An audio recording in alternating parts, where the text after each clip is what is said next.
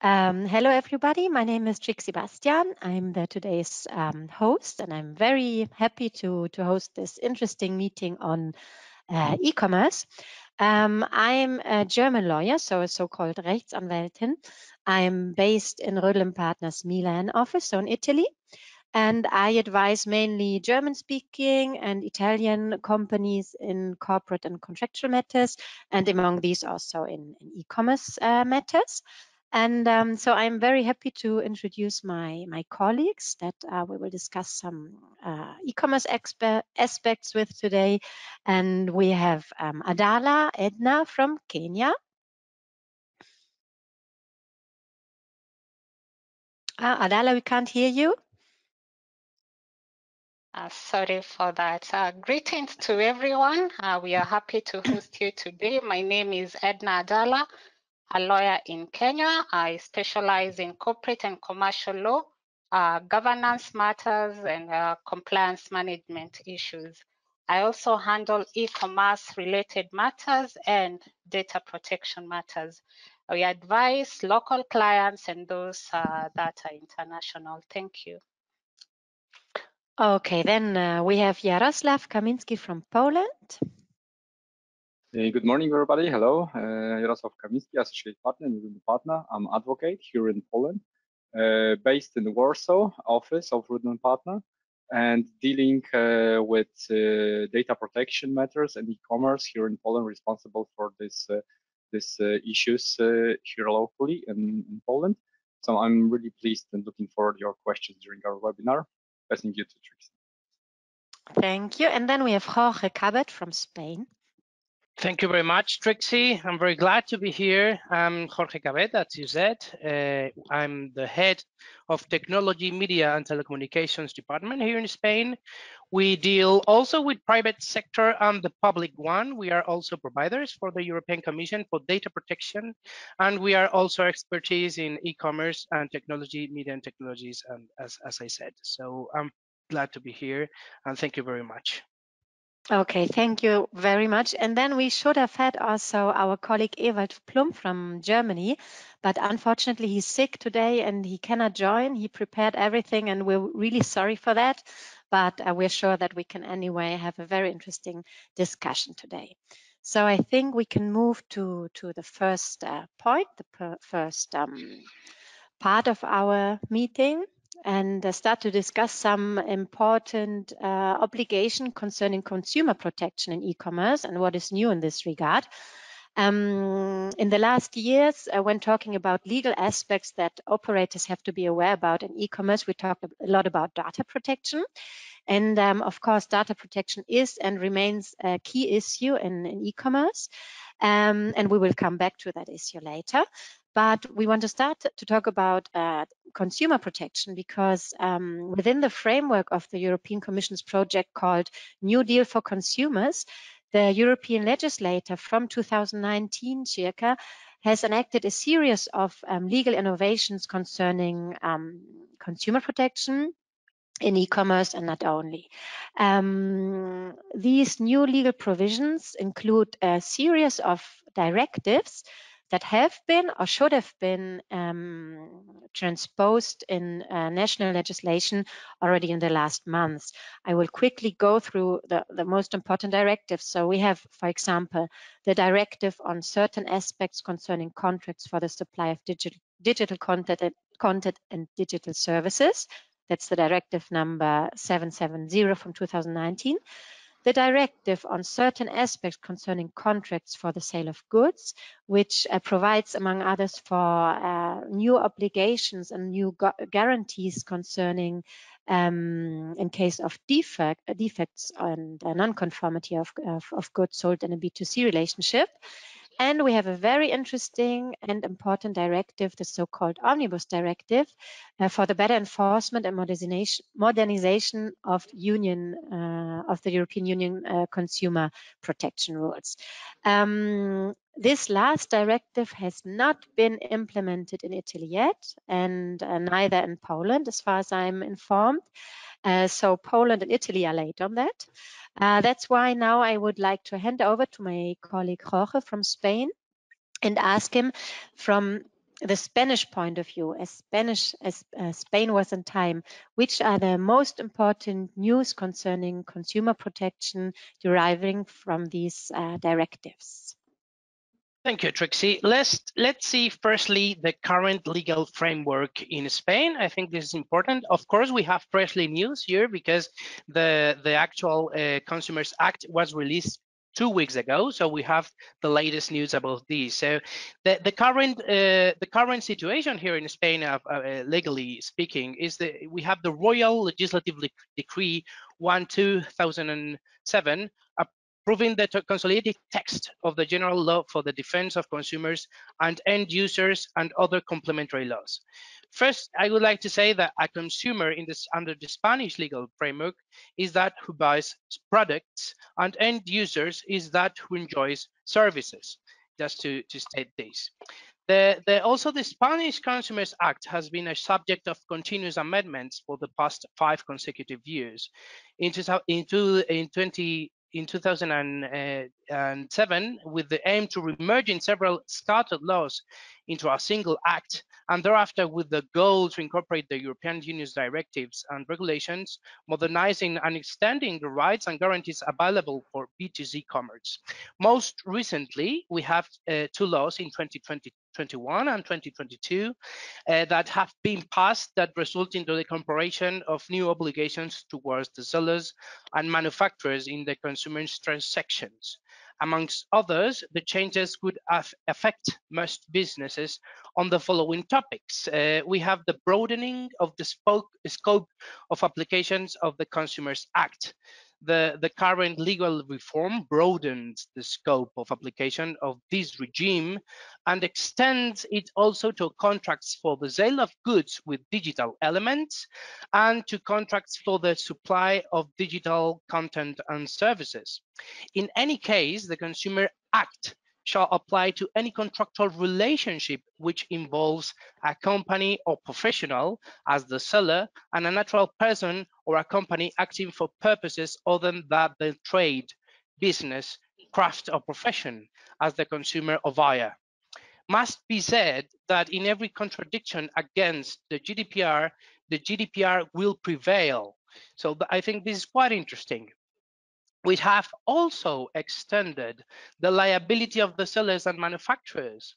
The seller's liability regarding any non-conforming products, for example, the period to which the consumer's right to claim non-conformity of the goods acquired is extended with this new law from 2 years to 3 years. The period to claim non-conformity of goods that contain digital services or contents have been extended from 1 year to 2 years. However, the object of the contract is a continuous supply of digital services or contents. The warranty period shall be equal to the full term of the agreement. In addition, the concept of conformity of goods extends equally to any installation of the products by or under the responsibility of the sellers. So we just don't have the product itself, we have also the installation of that product if it required. The sellers also and producers liability for bringing the goods into conformity. We have these, we have these regarding, aside from guaranteeing consumers' right, the current legislation seeks to reinforce sustainable and durable goods in the market. So we think with the legislator, the European or the Spanish one, wants to state the bedrock as the durable and sustainable goods. Therefore, it has reinforced some of the manufacturer's obligations, even where such a party was not involved in the consumer's contract. Technical after-sale services and spare parts, the manufacturer or the producer of the goods is obliged to provide an adequate after-sale service, as well as spare parts for the repair of goods during at least 10 years instead of the 5 years we had from the date on which the good ceases to be manufactured. So we have a long period of warranty with this new law. Subsidiary liability of the manufacturer also has been changed. The manufacturer may be held liable to bring the goods into conformity if it's excessively burdensome or impossible to claim its right directly to the original seller. We have also reinforced requisites for conforming products. The current drafting requires a dual criteria determination for the goods to be considered conforming. That is, the goods shall have to conform to certain subjective and objective criteria, for else the consumer may claim for the exercise for any of its rights included in the Act. Undoubtedly, these criteria are balanced with the duty of information, whereas, for example, the product shall not only have to satisfy the description in the contract and the intended use by the consumer, but also comply with the description and quality, including its accessories, of similar products in the market. We have also new legal remedies for consumers against non-conforming goods. The consumer shall have the right to suspend any of the installments or payments regarding the goods in question until the corporation or professional brings it to conformity. Whereas the result of the infringement of third-party rights, such, for example, intellectual property rights, the use of the goods or digital contents have been limited to restricted. The consumer may seek also the remedying of such nonconformity or the reduction of the price or the termination of the contract. We have also an interesting part for lawyers. We have some legal presumption and the burden of proof. The burden of proof on the seller has been enhanced with regards to the potential non-conforming goods. And I quote directly the law: "It shall be presumed that any manifestation of non-conformity that be apparent within 2 years of delivery of the goods or within 1 year of the supply of the digital content or service supplied in a single act or in a series of individual acts already existed when the good was delivered or the digital content or service was supplied." So there is a presumption that the good was not in order to the what the consumer wanted when it was supplied, and within 2 years this period will apply. As a jurisdictional particularity, we may highlight that the Spanish legislator has decided to incorporate the concept of vulnerable consumer, to whom the seller and manufacturer shall have to provide further efforts to comply with its duty of information. But what is this concept of vulnerable consumers? This is a specific consumer relations with those natural persons who individually or collectively, due to their characteristics, needs of or personal, economic, educational, or social circumstance, are in a special situation of subordination, defenselessness, or lack of protection that prevents them from exercising their rights as consumers under conditions of equality. So this new concept involves going beyond the mere economic disadvantage of the consumers, extending the law's scope of protection, particularly the elderly and minors. These two groups are, according to the Spanish National Bureau of Statistics, the two most vulnerable groups regarding the acquisition of goods or services due to the age, generational gaps, and sensible to certain publicity. In particular, the current legislation obliges the seller to provide clear, unambiguous, and comprehensive pre-contractual information, especially related to credit institutions, telecommunications, and energy corporations. The lack or non-conforming provision of the required pre-contractual information shall entail a greater period to exercise the consumer's right to or of withdrawal of the contract, 12 months after the original period of withdrawal was elapsed. We have also the right of withdrawal. We have 14 natural days. Of course, it was in the previous directive and legislation, but it has changes in the cases provided when the product has been duly customized, of course, because it's unable to withdraw these kind of products. But recent amendments have included an extended period for the right of withdrawal from 14 days to 30 days in the case of contracts concluded in the context of unsolicited visits made by the seller professional to the consumer's home or excursions organized by professionals for the purpose or with the effect of promoting or selling goods and services. So this is at far the main aspects that has changed the new legal framework in Spain. So thank you very much, and I leave you the floor, Trixie. Thank you very much, Jorge, for this overview. I think this is really interesting for the participants because, I mean, this was an overview focused on Spain, but again, as in my understanding, most of the news are based on European directives. It gives an idea on the new provisions that already have been or will be introduced also in other European Union member states. So thanks a lot for that. Just one more aspect concerning these directives. Jaroslav, the Omnibus Directive also provides for some new provisions concerning marketplaces. And I think some of our participants may offer their goods or services also via marketplaces, or we might even have marketplaces connected to this event. So could you give us a very short overview concerning these provisions? Yes, sure.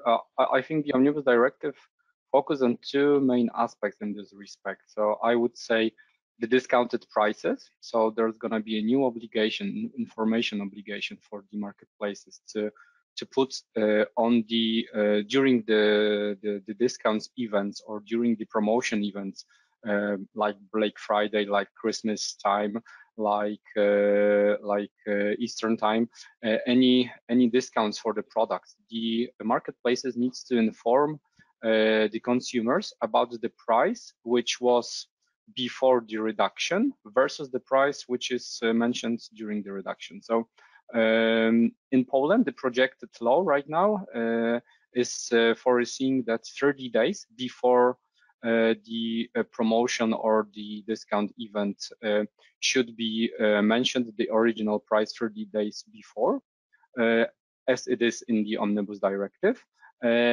comparable to the price which will be on the day of the event. So this is quite important, and from the consumer perspective, really good information that I can really see what is the discounted amount, and this should prohibit any fake discounts or any increase before the event, any increase of the price and then the reduction of the price. So I, as a consumer, I have a feeling that maybe the price is discounted.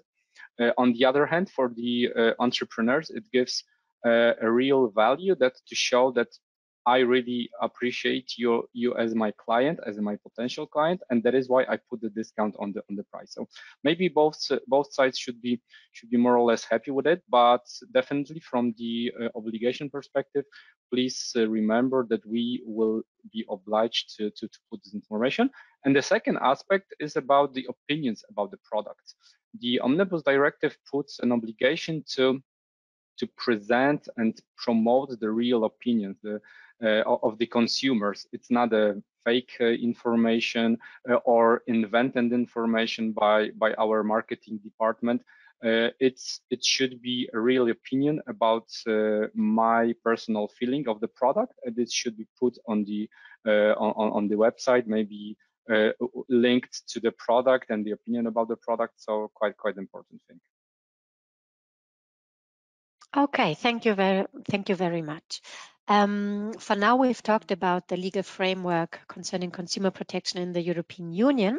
I think it would be very interesting to hear also from you, Adala, from a Kenyan point of view, which are the most important legal provisions or principles to be aware about in consumer protection for an operator that wants to use the e-commerce channels in order to employ your country. Could you give us an overview on this? Okay. Thank you, Trixie, for that question. I'll quickly give an overview of the e-commerce legal framework environment in Kenya. So in Kenya, we have, I'll divide the environment into categories. We have the legal framework where I list the various laws, and then institutional framework where we have various institutions that have been set up to support this area. So for the legal framework, the first that I start with is the Constitution of Kenya. This is the supreme law in Kenya, and it guarantees all the consumers protection from a general point of view, and also from the e-commerce angle. So that's first a very important thing to appreciate, that the supreme law in Kenya recognizes as a matter of rights under Article 46 of the Constitution that consumer protection is something very important. So moving on, the other law that I will talk about is the Consumer Protection Act, that just as the name sounds, this law relates to the rights of consumers in Kenya. It sets up various committees, various advisory bodies that deal with consumer complaints whenever they are transacting in the market. So they're able to listen to any complaint that a consumer brings forth, and there is a dispute resolution mechanism that both the supplier of goods and the consumer are subjected to for purposes of resolving a dispute that has arisen regarding to a consumer right. The other law that I'll talk about is the Competition Act.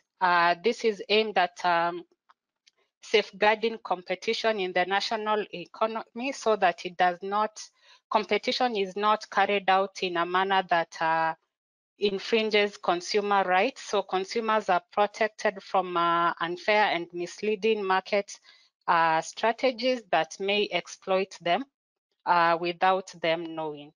Then we have the Kenya Information and Communications Consumer Protection Regulations.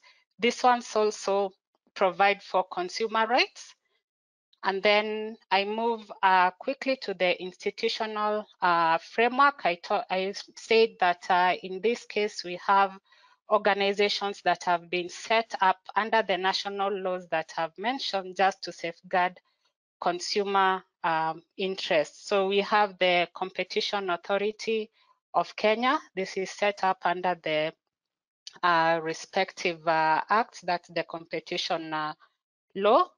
So we have, initially it was under the mainstream government, but it was given independent level of governance so that it can effectively address matters relating to consumer complaints.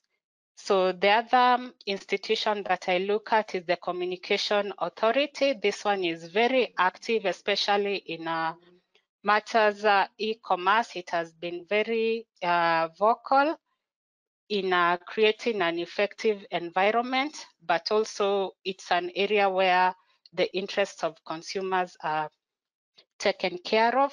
Then we have the Kenya Bureau of Standards. This one is aimed at, is formed with a view of ensuring that the goods that consumers get or buy for their use meet certain standards for their health and also for the delivery of the purpose for which that item was acquired. So under the Consumer Protection Act, we again have some other level of governance. Here we have committees that are set up under the law. We have the Consumer Protection Advisory Committee. So it advises on matters relating to consumers' rights, and it also has powers to investigate complaints that have been brought forth by consumers and accredit consumer organizations that consider themselves as associated with consumer-related issues. Then we have the Communication Authority of Kenya. So this one is mandated to supervise players in the telecom market while at the same time protecting consumer rights. So it receives complaints from any person who feels that their right to fair competition has been breached. And also consumers can take their complaints there where they feel certain transactions were not carried out or their rights were infringed in the process of carrying out the e-commerce transaction. So that's what I would give as a high level overview of the legal framework in Kenya relating to e-commerce. Having said that, I would also mention that the government in Kenya has done a lot to facilitate business in the digital environment, where we have a lot of e-commerce players, and one such player is the digital lender. Trix, if you allow me, I can move with speed and also touch on what has happened in this area. So in this area, the central bank has formulated regulations to govern digital lenders. In the past, these lenders were not being regulated. The players who were being regulated were the mainstream banks, so their operations were regulated, and it was very clear the terms and conditions that they operate within. But we had digital lenders who for a long time operated without regulation. So the Central Bank of Kenya Act was amended to allow the central bank to regulate these lenders. A brief background on what necessitated the regulation of these lenders.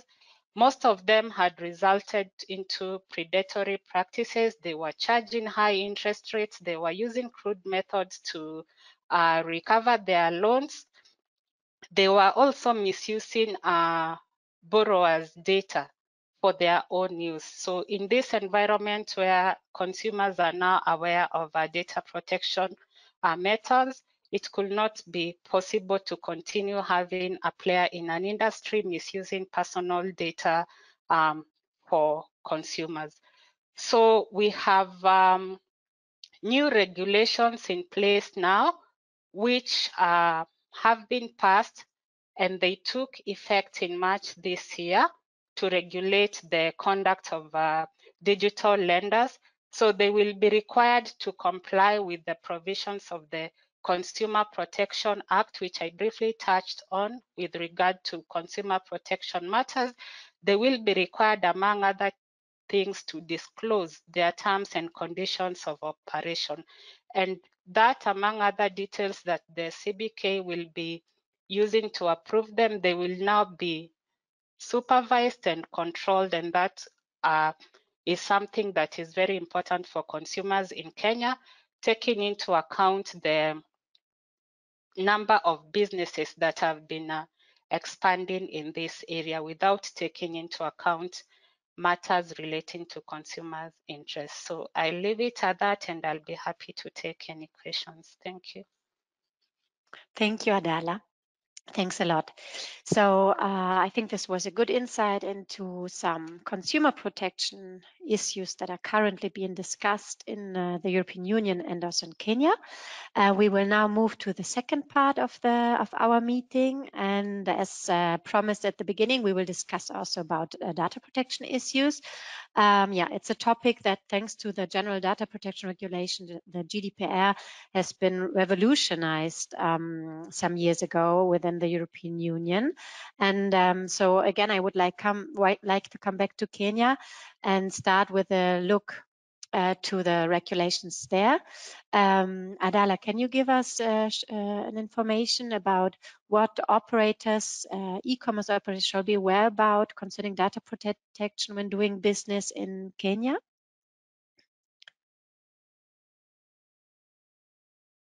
Thanks, Trixie.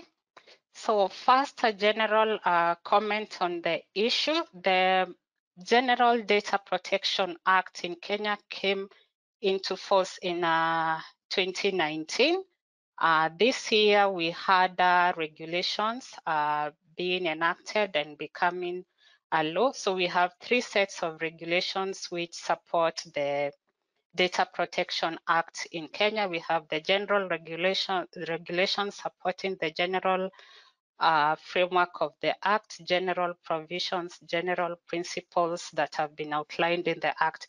Then we have regulations that focus on providing a dispute resolution mechanisms where there will be complaints arising within the framework of the Data Protection Act. And then we have regulations governing registration of data processors and data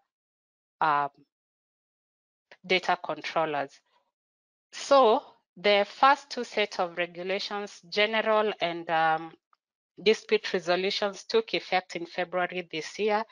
July this year, to be precise, on 15th July, the ones on registration will have come into force. So still a young environment in terms of a legal framework.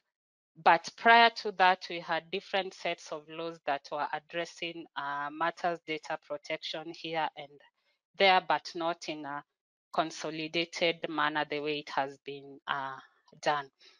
So having said that, it's an interesting moment, especially operating in an environment where we have players from countries that are considered GDPR compliant, and having players in a country who are just putting their house in order, or if it was in order, trying to assess the level of compliance. So everyone is busy. The one who is operating in an environment which is considered GDPR compliant is busy trying to check, what do I need to do from a Kenyan perspective to be compliant? The one who has never known what this is all about is busy trying to put the house in order, getting advice here and there. So the other thing that I would say is that there's a lot of similarity between the GDPR and our data protection laws, from a point of the general principles that govern data protection matters and obligations that parties have under the data protection framework. Having said that, there comes a difference that various parties need to be aware of, and this is in terms of implementation strategies. So even if you are GDPR compliant in Europe, for example, you need to assess your level of compliance in terms of the specific compliance strategies that our laws have provided. And an important one in this respect for e-commerce players to take into account, for example, will be the registration with the data commissioner. The law establishes a corporate entity which will be oversighting players in the sector just to ensure they are maintaining and implementing the obligations that they're supposed to implement under the Data Protection Act. They are according their customers, in this case, the data subject, their rights in as far as the Data Protection Act is concerned. They have systems that respect the data protection principles. And therefore, this corporate entity will have powers to come and audit your system setup, how you run your operations, just to check the level of compliance. So if you are in e-commerce and your revenue for last year, that will be the year preceding this year for compliance, was more than 5 million, you are expected to comply. That is as a matter of principle according to the law. However, the law still recognizes that there are certain sectors that are profiled as risky when it comes to handling personal data and sensitive personal data. And it has therefore listed 12 of these sectors and said, even if your revenue is below 5 million shillings, but you belong to this sector, for example, the marketing sector, the finance sector, the health sector, players in the CCTV industry, you will still be required to register with the Data Protection Commissioner because you are profiled as a high-risk individual when it comes to dealing with personal data and sensitive personal data. So you will still be required to register with the Data Protection Commissioner, your level of business notwithstanding. So that's something that is new in the market, and various players have to familiarize themselves with. So at this point, it's a time for just assessing the level of compliance against the provisions of what the Act has said, looking at issues like your website and trying to check if I'm doing a lot of e-commerce. A website, for example, is a very important tool. Have I put in place a privacy policy? Do I have a way of obtaining consent from clients before I use their data for business or for my commerce transactions, even if it is marketing?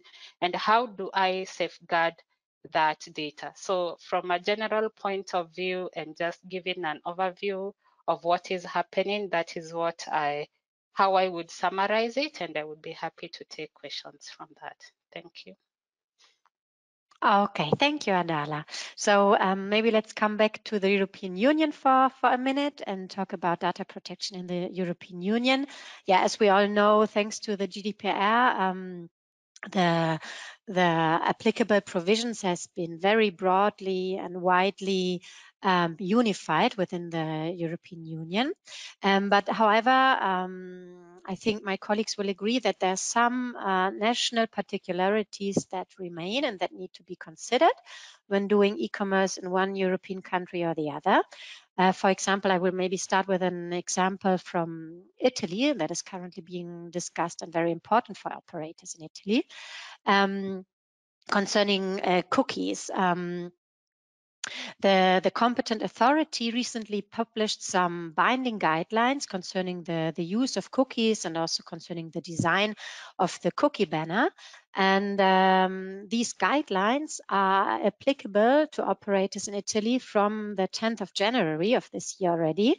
And they actually set requirements for the use of cookies and for the design of the cookie banner that go beyond those of other European countries. So that's something that we recently, and especially my colleagues from data protection, inform operators about, and that is really important to be aware about in Italy, just to give one example from our country. Jorge, from your Spanish point of view, which are hot topics concerning data protection currently in your country? Thank you, Trixie. We have, of course, a lot of news within the European framework, but we have one new released in this new Consumers Act, and it's quite interesting. We have the freemium, this freemium payment, and the law states this, and I quote what the law says: is a trader or professional that supplies or undertakes to supply digital content or service to the consumer, and the consumer or user provides or undertakes to provide his or her personal data. So is data as payment, and this is regulated for first time.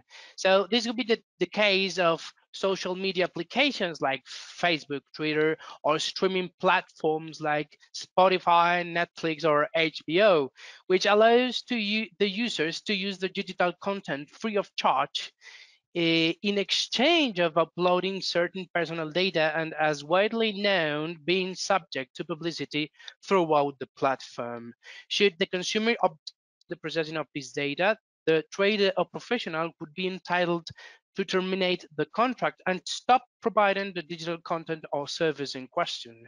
Moreover, after the termination of the contract, the trader must refrain from using any content other than personal data provided or created by the consumer or user when using the digital content or service provided by the trader. We hope there's more clarifications in the courts or in the Spanish Data Protection Agency, but this is what we have now until this moment. So I leave you the floor, Trixie, with this freemium new standard. Okay, thanks a lot. And Jaroslav, from your point of view in Poland, is there something to add concerning data protection aspects to be aware about currently? Yeah, I think the hot topic will be definitely trading with the data for free of charge in terms of getting a content, digital content as well. So fully agree with Jorge. And the other aspect, I think, which would have really much importance during the implementation of the especially Omnibus Directive, it's gonna be the automated decision making and profiling. on a website. Please review your privacy policies, please review your cookie policies or any regulations of your website, and just to detect the information whether you use the automated profiling or automated decision making. Because if your website will allow the users to follow his preferences on the website. So for example, if I scroll and something is I want to buy, and I get recommendations, I get ads, additional positioning of the product, it means that maybe some algorithm on the website or any cookies that is following my activity on the website is saying, please buy this product. It means that maybe this regulations, your privacy information should be amended, and then for that kind of events, you should get the consent from the user. So quite important. I think really hot topic will be in the next few months here in Poland, especially, I guess, because this is something which everybody is using on their websites. Okay, thank you very much. Very, very interesting. Also, these aspects, I think, and very useful, I hope, for the participants. So we can now move to the third part of our webinar. Or of our discussion concerning current challenges due to the political perspective and the war in Eastern Europe. Jaroslav, you're from Poland. You're really close to the region that is under war, unfortunately, in this period. Can you maybe give us an information on and especially tell us why should online operators analyze whether sanctions against Russia or Belarus apply to their business? Yeah, I think the current situation, especially from 24th February, is touching us, and also touching the e-commerce market and e-commerce online, is that just to verify your suppliers, verify your subcontractors you are using, and verify from where you have the products or the goods that you are buying and maybe compelling together with your own products. Because in European Union, we have now regulations which put the sanctions on some kind of products and some kind of services which are provided from the Russian territory or the Belarus territory. So it's quite important that you will be aware of that kind of list of products which are prohibited or are sanctioned or punished by the European Union.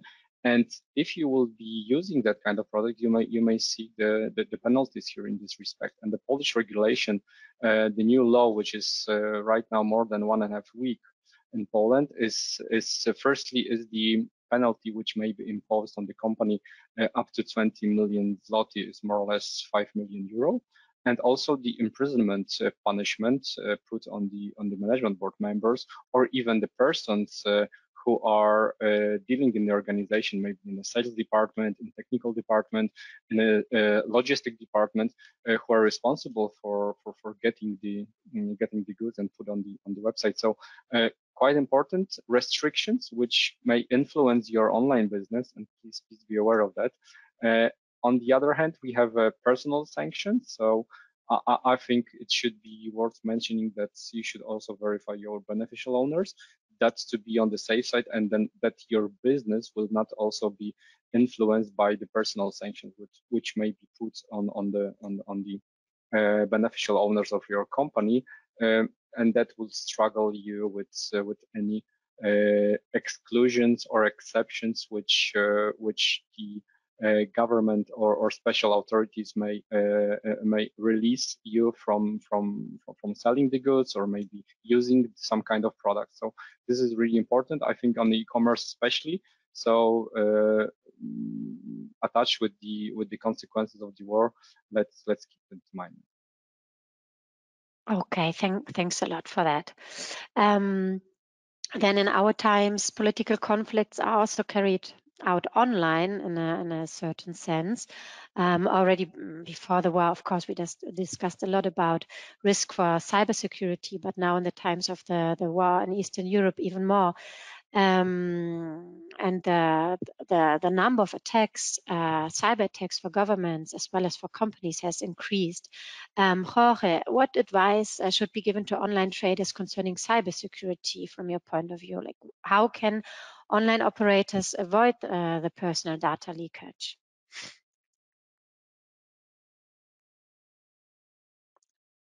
Thank you, Trixie. I think this is not a question that has a unique answer, of course, and also the regulation that we can see here broadens the responsibility to the operators and proceed with a self-assessment based regulation. So we have, of course, to take into account the state of the art. This is very important because this is an environment that changes a lot. And the cost, of course, of implementations and the nature, scope, and context and purposes of the activities that we are carrying out and vary the risk and likelihood of severity for the rights and freedoms of natural persons. So we have to analyze our business, our core business, and say, okay, what do we have now? What are the risk approach that we have? So in this part of the self-assessment, we have to proceed with a risk-based approach in order to take into account, of course, what I said, the state of the art and all the technologies at our availability. And of course, we have to take into account the cost of implementation of this kind of technology.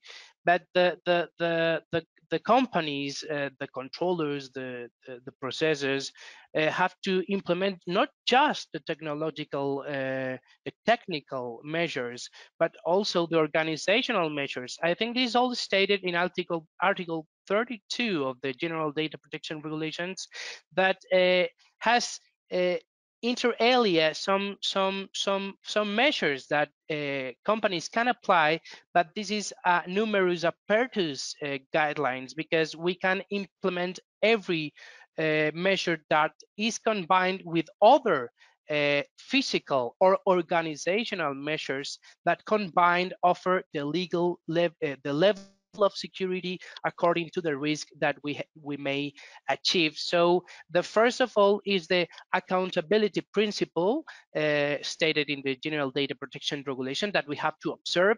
We have to proceed with a self-assessment in order to analyze what are we taking into account and examine and know our own processes, of course. So we have to achieve a big picture of our company, the processings, the technical measures, the organizational measures, in order to mitigate every risk that we can face. So I think this is all that, of course, we have ISACA COVID measures. It's not COVID, it's COVID ISACA standards. Also, we have the NIST audit program of ISACA, and we have, of course, if we are a public authority, we have to follow, in Spain at least, the National Security Scheme that has new released 1 month ago. This is duly updated. We have to observe also from the public sector the state of the art and change these obligations of the national security scheme. So maybe we can follow also the national security scheme for private sector. But if we can also avoid any reputational sanctions, not only the ones that the supervisor can apply, or we have just also to observe the reputational image of the company. So it's important to self-assess the company in order to provide the best level of security as possible. So I think this is the most important thing, Trixie. Okay, thank you very much. I don't know if my colleagues from Poland or Kenya want to add something on this. If this is not the case, I think I will hand over to Barbara, as we have actually come to an end of our discussion. Yes, thank you very much. Unfortunately, to this point, there was a lot of things that Evert could have told us as well. But yeah, perhaps if you want to contact him directly, audience, it's very welcome. So I have one question from the audience. It is about, when do I generally have to take into account the rules of one country or the other? Example, if I have a German web shop and an Italian citizen visits and buys from it, do I have to respect the Italian regulations? Clear for our speakers, or should I repeat it? No, that's quite clear. If you agree, as the example states Italy, I can try to reply to this from a European Union point of view, because the answer to this question is based on European legislation in the end. Yeah, I mean, the point is that if you just passively approach a market online, so actually do not approach a market. So example, in your example, you have a German website, and an Italian user by chance knows about your website from a friend and visits it and does shopping on it. You don't have to respect Italian law, generally speaking. But what will have to be defined as if you actually, with your web shop, if your web shop was also directed to Italian customers. So in case of a court case or something with an Italian customer, what the judge would try to find out if your web shop was directed also to Italy. And he will have a look, for example, of course, to the languages that your web shop is provided in, if you have provided for an Italian translation. Also, if you have provided for an English translation, because this might mean that in general you want to direct your web shop and your business also to other nations. If you use a neutral domain as EU or com, if you publish customer opinions of customers from other countries. So a judge would have to look to all this in order to establish if your web shop was directed to Italy or not. If it was not the case, you do not have to comply with Italian provision. If this is the case, then the European directive, it's number 31 from 2000 will apply, or the national implementation of this directive. And this directive says that for certain aspects, the so-called origin principle applies. So this means that as an e-commerce operator, also if you, in Germany, also if you direct your shop also to Italy, for some legal issues, you have to comply only with German law.